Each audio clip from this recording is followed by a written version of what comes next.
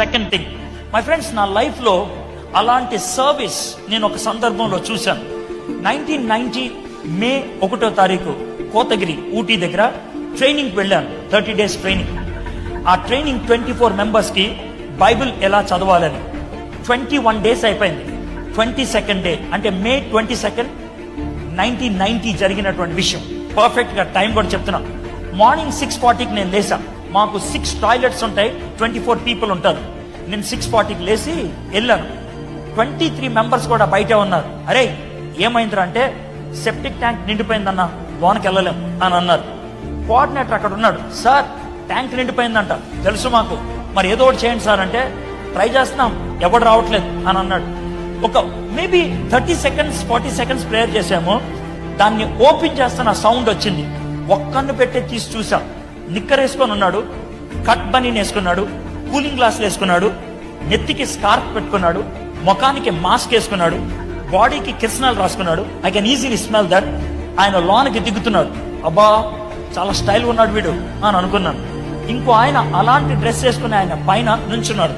ఆయన లాన్ నుంచి బకెట్ తో ఆ షిట్ తీసి ఇతనికి ఇస్తే తీసుకెళ్లి అంత దూరంలో గుంటలో పడేశాడు. ఒక 6-7 బకెట్స్ తీశారు.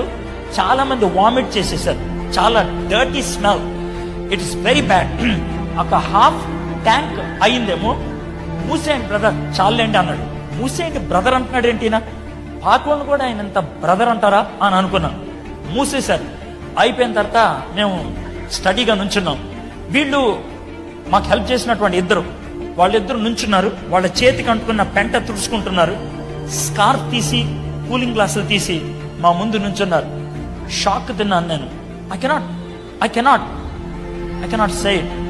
అంత షాక్ తిన్నాను. ఎందుకనంటే ఆ రోజు ఆ ట్యాంక్ లోకి దిగి మా పెంట ఎత్తినటువంటి వాళ్ళు మాకు వాక్యం బోధించడానికి వచ్చిన మా స్పీకర్స్ పిసి వర్గీస్, సత్కీర్తిరావు గారు.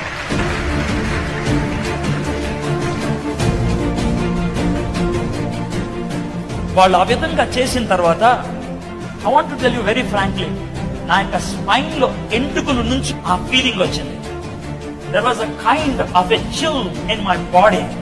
There was a kind of a shake in my body. వణుకొచ్చినట్లు అనిపించింది. If this is Christianity, if this is Christ likeness, I must follow it.